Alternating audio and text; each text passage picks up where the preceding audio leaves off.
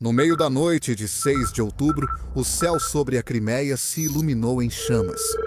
Isso fez os russos entrarem em pânico duas vezes. Primeiro pelo ocorrido e depois ao perceberem onde haviam sido atingidos. Eles notaram que drones ucranianos romperam as defesas aéreas russas com uma estratégia genial. Nada demais, até descobrirem onde e por que aqueles drones atingiram. Esse ataque iria assombrá-los por muito tempo. Naquela noite, a Ucrânia não atingiu apenas alvos. Ela atingiu o próprio equilíbrio da máquina de guerra russa. Alguns vão odiar ser expostos e tentarão suprimir isso no algoritmo. Exceto que você pode revidar simplesmente clicando no botão de curtir. Obrigado. Em 6 de outubro, drones ucranianos romperam as defesas russas, atingindo o terminal de petróleo de Feodósia. Foi um ataque coordenado, projetado para sobrecarregar as enormes defesas aéreas da Rússia. Para resolver, eles usaram uma estratégia genial. Os planejadores militares ucranianos sabiam que atacar só uma grande instalação de petróleo, como Feodosia, acionaria rapidamente a defesa aérea S-400, podendo neutralizar o ataque antes de atingir o alvo. Em vez disso, dividiram o ataque e lançaram investidas simultâneas em vários pontos do território russo. Enquanto o céu noturno da Crimeia ardia em vermelho, outra explosão além das linhas de frente indicava que a campanha de longo alcance da Ucrânia estava só começando. Enquanto Feodísia queimava, drones atacaram um depósito de munições do 18º Exército de Armas Combinadas da Rússia, cortando o elo vital da cadeia de suprimentos do Kremlin na Crimeia ocupada. Ao atacar ao mesmo tempo uma refinaria e uma instalação militar, a Ucrânia colocou a Rússia em um dilema mortal. Qual você salva? Seu combustível ou seu poder de fogo? A centenas de quilômetros dentro da Rússia, no interior do Oblast de Nizhny Novgorod, drones ucranianos atingiram a fábrica Sverdlov, uma das maiores e mais secretas instalações de armamentos da Rússia. Localizada na cidade de Dzerzhinsk, a quase 800 quilômetros ou 497 milhas da fronteira ucraniana. A fábrica é uma pedra angular da indústria militar russa, produzindo de tudo, desde projéteis de artilharia e de aeronaves até bombas aéreas guiadas, ogivas de mísseis antitanque e munições guiadas de precisão. A fábrica está nas listas de sanções da União Europeia, Ucrânia, Estados Unidos, Reino Unido, Japão e Suíça. Ainda é um dos principais produtores de explosivos industriais da Rússia. Fabrica cargas de transferência para mineração, cargas de perfuração para petróleo e gás, além de equipamentos sísmicos e geofísicos. Em outubro de 2024, drones do Serviço de Defesa, Inteligência e Segurança da Ucrânia também atacaram a fábrica Sverdlov, danificando o hexágono e a oficina de produção de oxigênio. Mas desta vez, o ataque foi muito mais brutal. Os drones ucranianos atingiram várias seções críticas da fábrica Sverdlov, causando explosões massivas. Isso danificou as instalações de produção e prejudicou a capacidade da Rússia de fabricar munições de precisão em larga escala. Mas as defesas aéreas russas não foram feitas apenas para assistir à sua destruição. Elas agiram rapidamente. O Ministério da Defesa de Moscou disse ter interceptado 251 drones no país naquela noite, 20 deles sobre Nizhny Novgorod. Ainda assim, o terminal de petróleo de Feodósia e a fábrica Sverdlov foram destruídos. Segundo o Estado-Maior da Ucrânia, explosões atingiram o complexo e causaram um grande incêndio visível a quilômetros. O recado para Moscou foi claro. Nem nas profundezas do território ocupado, sob defesa aérea e propaganda, existe lugar seguro. A Ucrânia sabia que seu ataque teria destaque, mas esse não era o objetivo. Ela aguardava a destruição que a Rússia sofreria por meses ou anos, por um só motivo. O terminal de petróleo de Feodósia não era uma infraestrutura comum. Era o maior depósito de combustível da península ocupada. O que não te contei é que o terminal de petróleo de Feodósia era uma empresa ucraniana. Pode soar estranho, até perceber que o real motivo eram cicatrizes profundas. A Rússia devolveu em 2014. Antes de 2014, a Crimeia era uma república autônoma da Ucrânia, com portos ativos e indústrias prósperas sob controle de Kiev. A maioria da população de língua russa da cidade virou instrumento da propaganda de Moscou, uma falsa narrativa de proteção para justificar a tomada militar. Após a anexação ilegal pela Rússia, em 2014, o terminal de petróleo de Feodósia, que antes era uma empresa estatal ucraniana, conhecida como Empresa de Feodósia para fornecimento de derivados de petróleo, foi tomado. Depois, foi incorporado a Chernomon-Aptogas, uma chamada empresa estatal da Crimeia, sob controle russo. Em 2019, havia sido vendido por 651 milhões de rublos para uma empresa obscura chamada Fermagunas, liderada por Valentin Duroshi, um coronel aposentado do Ministério de Assuntos Internos da Rússia. Mas não se engane, essa instalação não era um depósito comum, e sim o coração da ocupação russa. Logística. Ligado por ferrovia, mar e estrada, ele armazenava e distribuía até 250 mil toneladas de combustível que abasteciam tanques, aeronaves e comboios de suprimentos por todo o território ucraniano ocupado. O ataque ucraniano à refinaria representou um grande problema para a Rússia. Mais assustadoras ainda foram as imagens relatadas pelas testemunhas. As explosões eram chamas gigantes iluminando o horizonte por quilômetros. Relatos do canal Vento da Crimeia descreveram um inferno visível por toda a costa, enquanto explosões secundárias trovejavam perto dos aeródromos de Sarki e Karsha. O Estado-Maior da Ucrânia confirmou o ataque, chamando Feodósia de centro crucial e ponto de transferência de óleo e derivados. Não foi a primeira vez que as munições ucranianas surpreenderam esse centro. Em outubro de 2024, a Ucrânia atacou o terminal de petróleo de Feodósia. O ataque provocou um incêndio de grandes proporções, levando à declaração de emergência tecnogênica municipal. Os tanques de combustível do depósito foram severamente danificados no ataque. Desta vez, quando a Ucrânia atacou, houve caos no comando russo. Defesas aéreas foram acionadas rapidamente. Recursos se tornaram escassos e a confusão se espalhou nos territórios ocupados. Mas, apesar do forte sistema de defesa aérea da Rússia, a Ucrânia de alguma forma encontrou uma maneira de enganá-lo. Método tão implacável que a Rússia sabe que outro ataque pode ocorrer a qualquer momento. Só resta assistir à destruição totalmente impotente. Em 3 de outubro de 2025, apenas 3 dias antes do ataque a Feodósia, drones ucranianos voaram 1.500 quilômetros ou 232 milhas dentro do território russo. Ataque à refinaria Ovnestyorg-Sintes, um dos principais centros energéticos da Rússia. Processando 66 milhões de toneladas de petróleo por ano, a refinaria abastece as forças armadas da Rússia e a economia doméstica. A destruição foi enorme: gasolina, diesel, querosene de aviação e betume. Tudo o que mantém o país em movimento, lutando e abastecendo suas linhas de frente, sai deste único local. Vídeos online mostraram ao menos um drone caindo na refinaria e lançando uma coluna de fumaça preta no céu. A Rússia via de outra forma, e autoridades tentaram minimizar o ataque. O governador de Orenburg, Yevgeny Solintsev, disse que não houve vítimas nem interrupção das operações.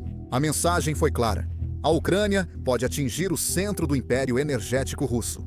A destruição me lembra uma citação: "Só quem tem algo a perder sente medo. Quem luta pelo orgulho do país nunca cede." É isso que o mundo vê agora. A Rússia causou tanto dano que a situação virou tudo ou nada para a Ucrânia. Eles revidaram usando todas as táticas eficazes, incluindo o uso de drones. Eles dominam tão bem que o mundo todo provavelmente estuda cada movimento deles com drones. Mas a Rússia permaneceu em grande parte impassível. Afinal, até onde os drones realmente podem voar? Diferente dos caças, eles têm um alcance limitado. A Rússia achava que a Ucrânia não alcançaria alvos distantes, até que a Ucrânia provou o contrário. Estratégia brilhante. A Ucrânia não precisa arriscar vidas ou gastar bilhões em equipamentos para destruir a Rússia em seu âmago. O dia em que a Ucrânia atacou a refinaria Ovnestyorg-Sintes, suas forças também atingiram o complexo químico de Bereznik, a impressionantes 1.700 quilômetros da fronteira ucraniana, quase 1.000 milhas dentro do território russo. As explosões gêmeas foram tão fortes que a fábrica química Azot, em Perm, Bereznik, teve que suspender as operações naquela noite. Azot é o único produtor russo de amônio nitrato líquido, amônia, ureia, ácido nítrico e sais de nitrato, materiais essenciais tanto para a agricultura quanto para explosivos. Ambas as instalações, distantes das linhas de frente ucranianas, mostram como a guerra entrou em uma nova fase. A Ucrânia agora está mirando nos elos industriais vitais da Rússia. Nada disso seria possível sem a arma especial usada pela Ucrânia. Atacar as maiores refinarias russas não foi fácil. A Ucrânia não pôde usar bombardeiros ou ataques aéreos em massa, mas ainda assim teve sucesso. Esse foi o trabalho dos drones AN-196, Lyutin máquinas de longo alcance capazes de voar até 1.500 quilômetros ou 930 milhas. Cada ataque avança mais no território russo, driblando defesas aéreas e atingindo a infraestrutura vital da Rússia. O sucesso foi tão grande que virou rotina. Somente em setembro, 19 grandes instalações russas de energia e indústria foram atingidas: Razizom, Saratov, Kiroy, Nova, Astron, refinarias, usinas de gás, depósitos, estações de bombeamento, todas atingidas uma após a outra. Cada ataque força reparos de emergência, redirecionamento da logística e retiradas emergenciais.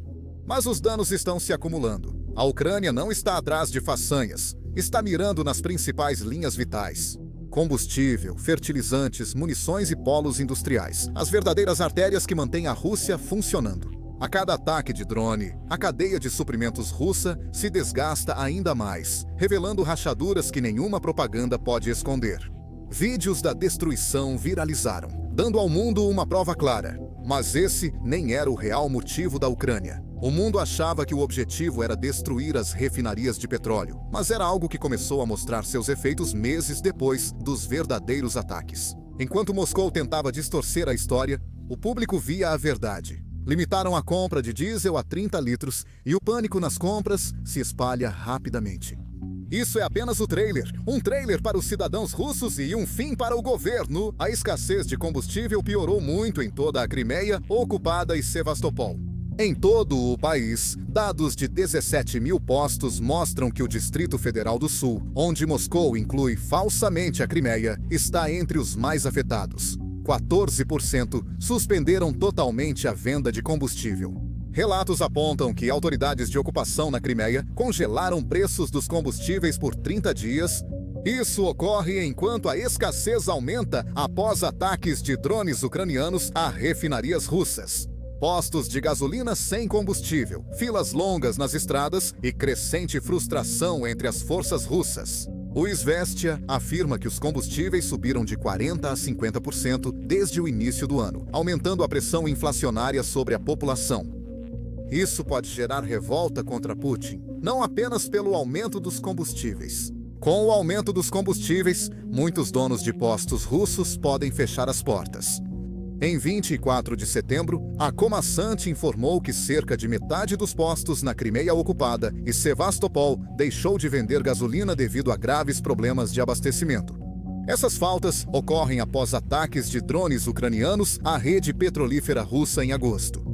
O Financial Times relata que 16 das 38 refinarias de petróleo da Rússia foram atingidas desde agosto de 2025, levando as exportações de diesel ao menor nível desde 2020. Esse foi um golpe devastador para a economia de guerra do Kremlin. Você vai entender melhor quando olhar os números. No final de setembro, 38% da capacidade primária de refino de petróleo da Rússia, cerca de 338 mil toneladas por dia, estava fora de operação. Cerca de 70% dessas interrupções no combustível ocorreram devido a ataques de drones ucranianos que derrubaram cerca de um quarto da capacidade de refino de petróleo da Rússia, equivalente a 236 mil toneladas diárias.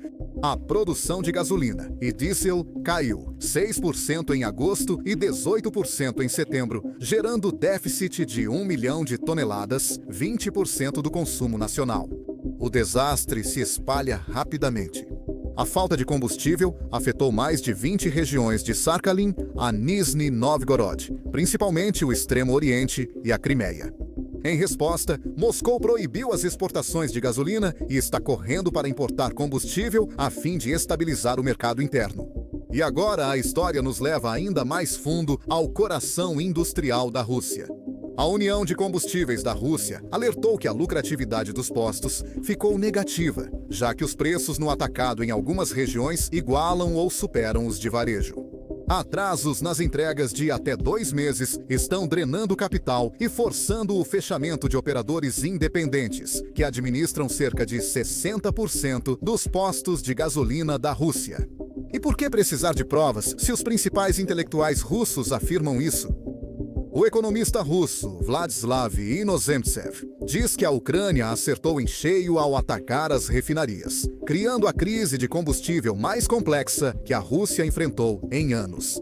Ele estima que mais de 300 postos de combustíveis independentes já foram obrigados a fechar desde maio. Mas eu sei o que você pensa. A Rússia só observou, não reagiu? A Rússia ficou furiosa ao ver várias refinarias pegando fogo sob ataques de drones ucranianos. E nas primeiras horas após os ataques profundos da Ucrânia em território russo, o Kremlin revidou com fúria. Mísseis e drones choveram sobre a Ucrânia em um dos maiores ataques noturnos do ano. 5 civis, incluindo uma família inteira, morreram no oeste de Lviv, onde sua casa virou escombros. Por horas, o céu noturno ficou em chamas, com 140 drones e 23 mísseis lançados em uma onda de destruição. Explosões ecoaram sobre Lviv, Kurtsov, Vinnytsia, Chernihiv e Odessa. Isso foi só o começo. Instalações de energia foram atingidas, gasodutos danificados e mais de 73 mil casas ficaram sem luz. Olhando para trás, a Rússia provou porque é considerada uma das nações mais poderosas, mas isso também expôs sua verdadeira realidade. A vingança da Rússia foi poderosa, mas também revelou um ato desesperado à medida que o inverno chega e a diplomacia fracassa. Mas os ataques também revelam outra coisa: o medo de Moscou. Para cada míssil disparado, drones ucranianos atacam mais fundo e cortam o combustível que mantém esses mísseis no ar. As luzes também se foram na Rússia. No dia 5 de outubro, uma onda de ataques ucranianos atingiu a cidade de Belgorod, derrubando grandes instalações de energia e mergulhando bairros inteiros na escuridão. Explosões em 7 municípios deixaram quase 40 mil moradores sem eletricidade ao destruir linhas de energia e transformadores na região. O governador Vyacheslav Gladkov classificou como dano significativo. Hospitais usaram energia de emergência, escolas fecharam e a cidade ficou em um silêncio tenso. Mais de 20 assentamentos ainda estavam sem energia elétrica no dia seguinte. Uma ligação interceptada pela inteligência militar da Ucrânia expôs o caos. Shcherbekino ficou sem energia enquanto a Rússia ainda se recuperava dessas cicatrizes, e a Ucrânia foi a responsável, aquelas de que todos estão falando agora. A Ucrânia atacou estrategicamente o terminal de petróleo de Feodósia e a instalação de artilharia de Nizhny Novgorod Oblast no dia 6 de outubro. E agora o cenário fica ainda mais sombrio para a Rússia, porque o combustível não é apenas necessário para a economia, mas também é a espinha dorsal das forças armadas russas. Os tanques, antes principais nas ofensivas, agora representam só 4% das operações por falta de combustível. Mais de 90% dos ataques são realizados usando veículos não blindados, caminhonetes, vans, quadriciclos, motocicletas e até carrinhos de golfe. O segundo maior exército do mundo ficou paralisado por falta de combustível e recorreu à improvisação em grande escala. Por outro lado, os drones da Ucrânia, precisos e implacáveis, estão remodelando a própria geometria da guerra. Zonas de morte são estabelecidas, linhas de suprimento cortadas e cada avanço da Rússia é recebido com perdas devastadoras. Quais opções restam para Moscou? Pouquíssimas. A questão não é se a Rússia pode vencer, mas sim sobreviver. Apesar de anos de sanções ocidentais, a Rússia investiu bilhões em sua máquina de guerra e achava que ainda tinha chances, até que esses números começaram a aparecer. 3 anos e meio após o início do conflito, o custo pesa, a Rússia empaca e o déficit orçamentário cresce rapidamente. Em contraste com promessas anteriores, o presidente Vladimir Putin autorizou elevar o imposto sobre valor agregado de 20% para 22%. Moscou diz que os recursos extras vão para defesa e segurança, mas a realidade é clara. A economia de guerra drena o país. Ataques a depósitos de combustível, refinarias e plantas químicas são mais que vitórias para a Ucrânia. Representam golpes devastadores na espinha financeira da Rússia. Uma ferramenta ilegal que a Rússia usava secretamente para financiar a guerra, quase desconhecida por todos. Eles são chamados de navios sombra. Muitas vezes são petroleiros antigos com identidades e propriedade ocultas. Viajam sob bandeiras de conveniência, não possuem seguro adequado e usam práticas enganosas, como desligar seu sistema automático de identificação para evitar a detecção. A inteligência ucraniana informou que a frota sombra da Rússia já soma quase 1.000 embarcações antigas, com capacidade total acima de 100 milhões de toneladas. Investigações que combinaram imagens de satélite da organização não governamental ambiental SkyTruth e dados de navegação da Kepler revelaram que pelo menos 5 petroleiros sombra russos vazaram óleo nas costas da Europa. Grandes vazamentos de óleo dessas embarcações podem custar até 14 bilhões de euros, e os contribuintes europeus podem ter que pagar se os donos dos navios não forem identificados. O relatório da Source Material e da Politico apontou que a Europa não consegue controlar toda a frota, destacando que 2 navios já foram sancionados pelo Reino Unido. Um porta-voz do Ministério das Relações Exteriores do Reino Unido chamou a frota sombria de tentativa perigosa de Putin de manter lucros do petróleo poluindo o mar, alertando para o risco de vazamentos por ignorarem padrões de segurança. A Europa e a Ucrânia já estavam cansadas disso, até que a Ucrânia encontrou uma solução genial e óbvia para o problema. Eles disseram: se não podemos pegá-los no mar, vamos destruí-los na fonte. A Ucrânia passou a atacar os navios fantasmas ainda na Rússia, antes de serem carregados com petróleo. No último ano, a Ucrânia atacou navios fantasmas, e sanções europeias, junto com fiscalização severa, dificultaram muito o transporte de petróleo pela Rússia. Rede secreta da Rússia foi criada para manter os cofres de Moscou cheios, tornando-se alvo prioritário da Ucrânia. A Ucrânia chegou a atacar navios fantasmas russos para tentar sufocar suas exportações de petróleo e gás. Esses navios fantasmas são embarcações clandestinas que operam para escapar de sanções internacionais, regulamentações e fiscalização, principalmente para transportar mercadorias sancionadas como o petróleo. A Rússia sabe o quão desagradável isso vai ser. E por um único motivo. Receitas do petróleo compõem cerca de 1/4 do orçamento federal russo e sustentam o financiamento da guerra. Então, a Europa disse não desta vez. A ministra da Energia da Finlândia, Sari Multila, pediu que a União Europeia ampliasse as sanções para cobrir toda a cadeia de valor envolvida no transporte do petróleo sancionado. A Comissão Europeia prometeu continuar agindo contra facilitadores, como refinarias e registros comerciais, enquanto mantém a pressão diplomática sobre os países que ainda facilitam a frota. O 19º pacote de sanções da União Europeia, anunciado em 19 de setembro, atingiu mais 118 navios da frota sombra russa. A economia da Rússia, sustentada há muito tempo pelas exportações de petróleo, produção militar e fertilizantes, agora enfrenta uma tempestade perfeita. A Ucrânia tem atacado todos os 3 setores, atingindo refinarias, fábricas de armas e instalações químicas que produzem fertilizantes e explosivos. Com as sanções internacionais, a Rússia está cada vez mais incapaz de vender seus produtos até no mercado negro. Com a escassez e os preços altos agravando a crise, as falhas na economia russa já não estão mais ocultas. Cidadãos comuns sentem o aperto com impostos mais altos, pressão nas cadeias de suprimentos e dificuldade para obter produtos básicos. A pressão está alimentando uma insatisfação crescente, com vozes cada vez mais levantadas contra o governo autoritário de Putin. Setores como fitness e saúde, mesmo sem tributação direta, já sentem o impacto. Suplementos esportivos, equipamentos e serviços jurídicos estão com preços em alta. Cada aspecto da vida cotidiana, até mesmo os pequenos negócios, está pagando o preço. A falta de combustível, refinarias destruídas e logística prejudicada passaram a afetar também a economia civil, além do setor militar. O governo russo está correndo atrás de receita, mas cada passo só aprofunda ainda mais a crise. Enquanto isso, os ataques da Ucrânia seguem prejudicando a infraestrutura usada pela Rússia. A economia antes forte agora mostra vulnerabilidade. Cada explosão, cada ataque de drone, cada falha no abastecimento aumenta a pressão. Os números não mentem sobre isso. Na Rússia, a pressão econômica sobre os cidadãos comuns está aumentando. Impostos aumentam pelo segundo ano seguido. Desde 2025, vigora imposto de renda progressivo de até 22% e imposto corporativo de 25%.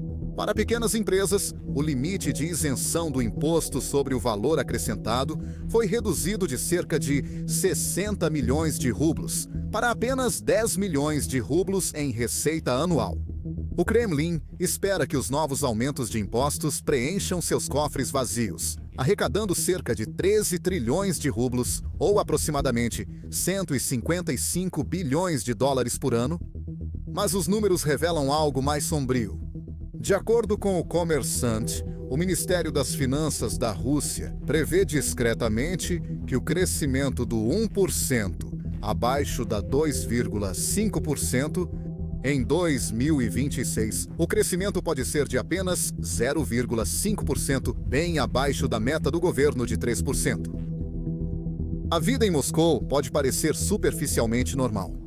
Lojas e restaurantes estão abertos, mas menos pessoas podem comprar roupas ou comer fora. Com o aumento do imposto sobre o valor acrescentado e a inflação, a pressão sobre os russos cresce. Na capital, moradores enfrentam dificuldades com o custo de vida mais alto. A pressão deve aumentar enquanto a guerra continua, e o Kremlin busca financiar suas ambições militares.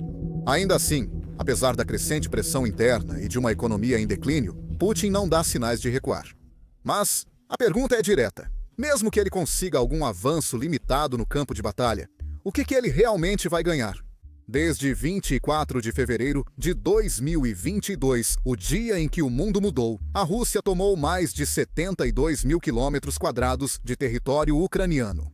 Isso corresponde a 12% da Ucrânia, quase metade da área de Iowa.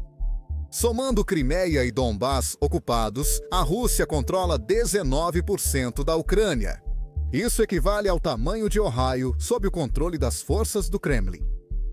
E a guerra não está desacelerando.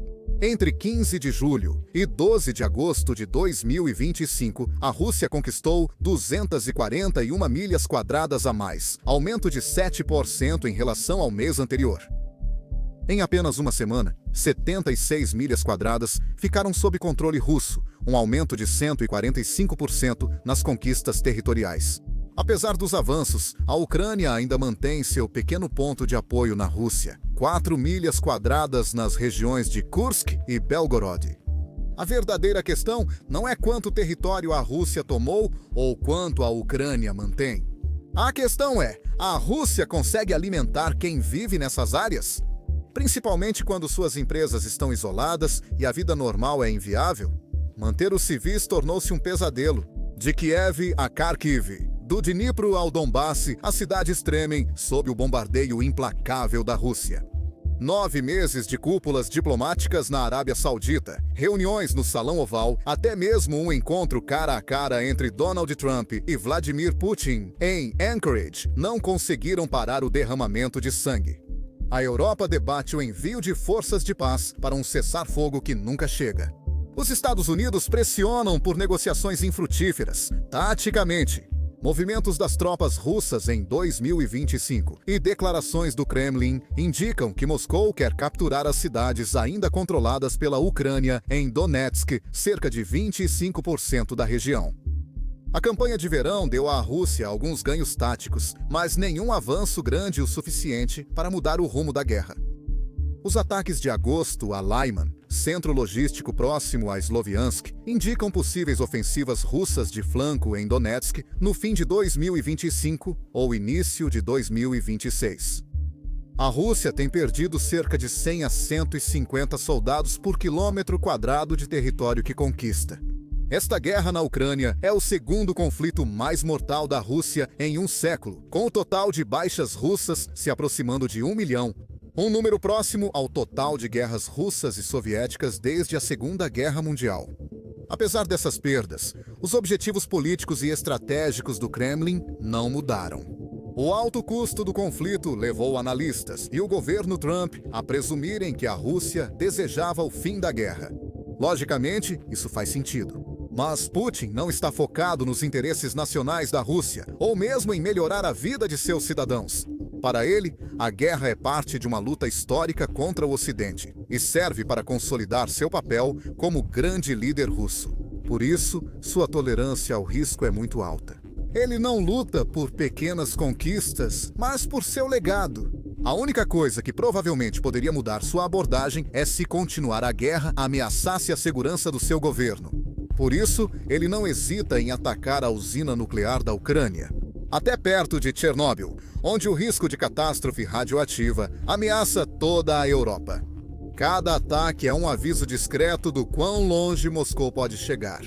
Por isso, o exército ucraniano mira estrategicamente refinarias de petróleo russas, instalações de armas e fábricas químicas, para cortar os recursos de que a Rússia precisa para continuar lutando. Mas essa estratégia traz riscos. Se a Rússia atacar de novo as usinas ucranianas no próximo inverno, a vida dos civis pode se tornar muito difícil.